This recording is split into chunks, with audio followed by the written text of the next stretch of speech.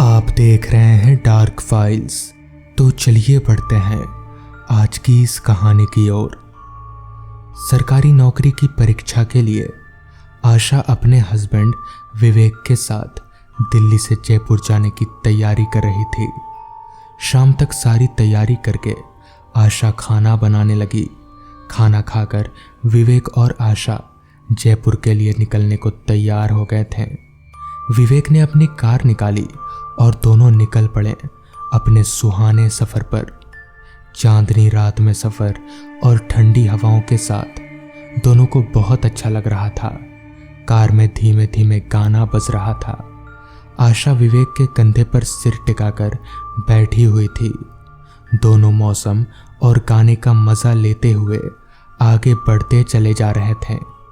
धीरे धीरे शहर की भीड़ भाड़ को पीछे छोड़ते हुए दोनों दिल्ली जयपुर हाईवे पर आ गए थे। कार अपनी रफ्तार से आगे बढ़ते जा रही थी। सड़क के दोनों तरफ लंबे लंबे और घने घने पेड़ और उसमें घना अंधेरा सफर को थोड़ा डरावना बना रहा था। अचानक आशा ने विवेक से पूछा, ये कौन सी सड़क है जिससे हम जा रहे हैं? ये दिल्ली जयपुर हाईवे है, विवेक ने बताया। विवेक, क्या सच में ये दिल्ली जयपुर हाईवे है? आशा ने सीधे बैठते हुए कहा। हाँ, हम जब दिल्ली से जयपुर जा रहे हैं तो वही हाईवे पकड़ेंगे ना, विवेक ने प्यार से आशा की तरफ देखते हुए कहा। लेकिन विवेक, मैंने सुना है कि यह हाईवे भूतिया है और इस हाईवे पर बहुत सी अजीब अजीब घटनाएं होती हैं और बहुत से लोगों की इसी वजह से मौत भी हो चुकी है, आशा ने डरते हुए विवेक से बोला। अरे कुछ नहीं होगा, ये सब झूठी बातें हैं। तुम आज के ज़माने में होकर भी ऐसी बेकार की भूतिया बातों पर विश्वास करती हो। देखो, मैं हूं ना तुम्हारे साथ, फिर क्यों डरती हो, विवेक ने आशा को समझाया। लेकिन विवेक, इसी रास्ते पर तो वो भानगढ़ का भूतिया किला भी पड़ता है ना, जिसके बारे में कहते हैं कि उसमें भूत रहते हैं, आशा ने डरते हुए बोला। अरे तो क्या हुआ, हम कोई किला घूमने थोड़ी जा रहे हैं, और फिर अगर कोई भूत मिल भी गया तो उसे हेलो बोल के आगे बढ़ जाएंगे, हंसते हुए विवेक बोला। थोड़ी ही देर में दोनों काफी रास्ता पार कर चुके थे।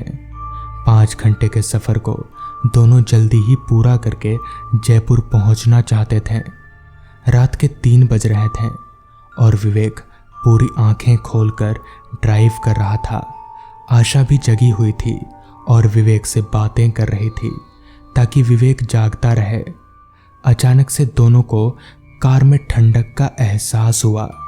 आशा ने कहा, विवेक, एसी बंद कर दो, मुझे ठंड लग रही है। लेकिन आशा, एसी तो चल ही नहीं रहा है, वैसे ठंड तो मुझे भी लग रही है, विवेक ने एसी चेक करते हुए कहा। ऐसे कैसे अचानक से इतना ठंडा हो गया, जबकि मौसम तो गर्मी का है, आशा सोचते हुए बोलने लगी। दोनों सोचने लगे कि रात का तापमान अचानक से कैसे गिर रहा है और रोड भी सिकुड़ रही है। दोनों की रीढ़ की हड्डी के नीचे कंपन महसूस करी। अचानक से आशा बाहर देखकर चीख पड़ी। क्या हुआ आशा, तुम चिल्लाई क्यों? विवेक कार रोकता हुआ बोला।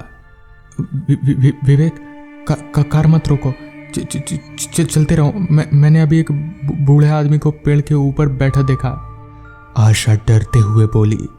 विवेक ने कार चला दी फिर से। आशा बहुत ही डरी हुई सी बैठी थी। विवेक थोड़ा हिम्मत बांधता हुआ उससे बोला, आशा, हो सकता है कि तुमने किसी डाल को देखकर बूढ़ा आदमी समझ लिया हो। सोचो जरा, इतनी रात में भला पेड़ पर कौन चढ़ के बैठेगा?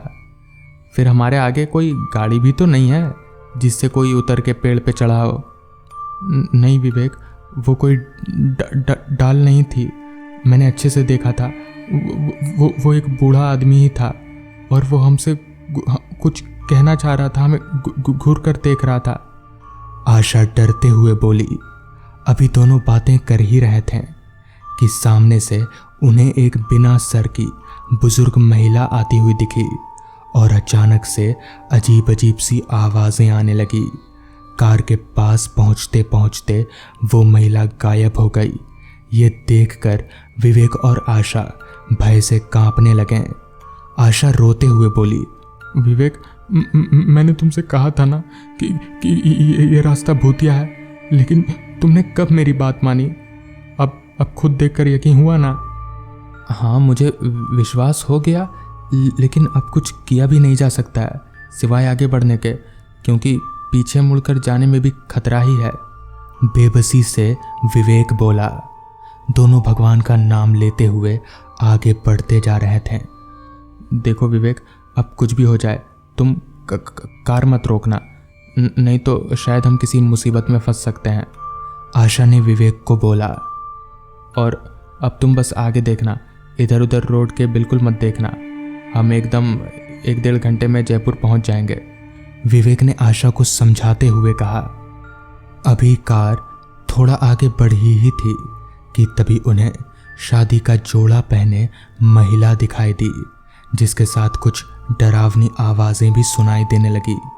वो शादी का जोड़ा पहने हुए महिला सड़क पार करते ही रात के अंधेरे में गुम हो गई। डर की वजह से आशा हनुमान चालीसा का पाठ करने लगी और विवेक ने कार की स्पीड को बढ़ा दिया।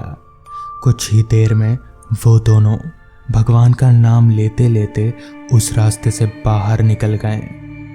तो दोस्तों, ये थी आज की पहली कहानी।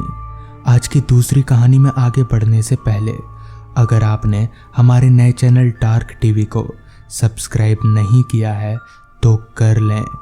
लिंक आपको नीचे डिस्क्रिप्शन बॉक्स में मिल जाएगी, जहां हर शाम 7:30 बजे नई वीडियोस आती हैं। तो चलिए बढ़ते हैं आज की दूसरी कहानी की ओर। शाम का समय था। मौसम का मिजाज जरा बिगड़ा बिगड़ा सा लग रहा था। अंधेरा तो पूरे फिजा में इस कदर फैला हुआ था कि मानो रोशनी कभी होगी ही नहीं। मैं चुपचाप आराम से अपने घर पर बैठा हुआ था और खिड़की से आ रही तूफानी हवाओं का मज़ा उठा रहा था। मैं यहाँ अपने इस नए घर में अकेला रहता हूँ और मुझे अकेला रहना ही पसंद है। इस नए घर में आए हुए मुझे 2-4 दिन ही बीते होंगे। अभी मैं कुर्सी पर आराम से बैठा ही था कि तभी अचानक मेरे घर के दरवाजे पर दस्तक हुई। दस्तक की आवाज़ सुनकर मैं एकदम से उठकर खड़ा हो गया। भला इस वक्त ऐसे मौसम में कौन होगा? यहाँ तो आसपास दूसरा कोई घर भी नहीं है। खैर, मैं अपनी कुर्सी पर से उठा और दरवाजे की तरफ बढ़ने लगा। दरवाजे के पास पहुंचकर मैंने दरवाज़ा खोला तो ठीक मेरे सामने एक अधेड़ उम्र का आदमी खड़ा था। शक्ल से तो वो किसी मुसीबत का मारा लग रहा था। खैर, मैंने उस आदमी से पूछा, क्या बात है, आप कौन? तो इस पर वो आदमी बोला, आप जल्दी मेरे साथ चलिए, मेरा दोस्त वो मर जाएगा। इस पर मैंने उस आदमी से चौंकते हुए कहा, पर हुआ क्या है आपके दोस्त को? इस पर वो आदमी बोला, हम दोनों बाइक से जा रहे थे, तभी एक पेड़ हमारे ऊपर गिर गया और मेरा दोस्त उसी पेड़ के नीचे दब गया है। उस आदमी की बात कहीं ना कहीं मेरे दिमाग में खटक रही थी कि भला ये आदमी पेड़ के नीचे से कैसे निकला होगा। पर वो आदमी इतनी गंभीरता से बोल रहा था कि मुझे उसकी बात माननी ही पड़ी। जिसके बाद मैं घर को बाहर से कुंडी मारकर उस आदमी के साथ चलता बना। टॉर्च की धुंधली रोशनी उस घने अंधेरे के आगे ना के बराबर मालूम पड़ रही थी, पर फिर भी किसी तरह मैं उस आदमी के पीछे पीछे चले जा रहा था। रह रहकर गरज रहे बादल माहौल में एक अलग सा डर घोल दे रहे थे, जिसे शब्दों में बयां कर पाना मुश्किल ही नहीं बल्कि नामुमकिन है। अभी मैं चल ही रहा था कि तभी मेरे आगे आगे चल रहे उस आदमी ने अपने चलने की रफ्तार घटा ली और वो अब मेरे साथ साथ चलने लगा। तभी उस आदमी ने कहा, आप वहाँ उस घर में अकेले रहते हैं? इस पर मैंने कहा, जी, मैं यहाँ अकेले ही रहता हूँ। उस आदमी की बातों में मुझे कुछ गड़बड़ सा लग रहा था, पर अब कुछ किया भी नहीं जा सकता। जब इतनी दूर आ ही गया हूं तो अब जो होगा देखा जाएगा। यही सोचकर मैं उसके साथ साथ चलता रहा।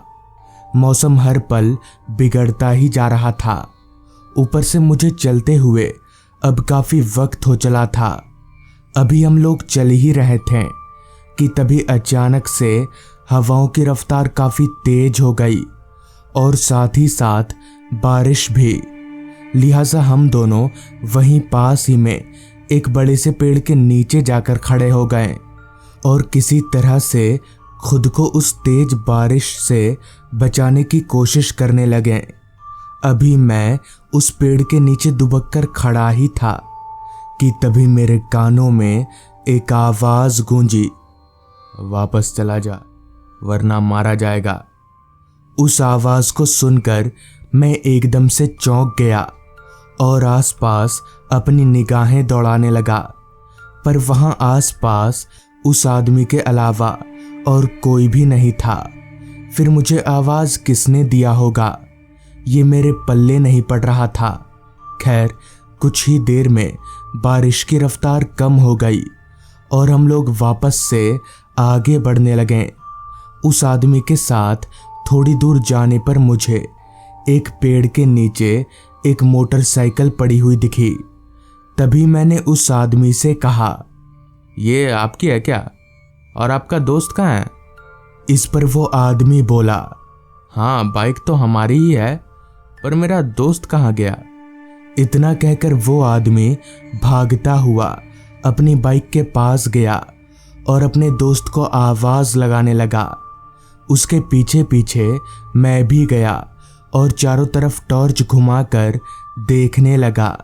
अभी मैं चारों तरफ टॉर्च घुमाकर देख ही रहा था कि तभी किसी ने एकदम से मेरा पैर पकड़ लिया। मैं हड़बड़ाते हुए पीछे पलटा तो पाया कि जमीन पर एक आदमी गिरा हुआ है।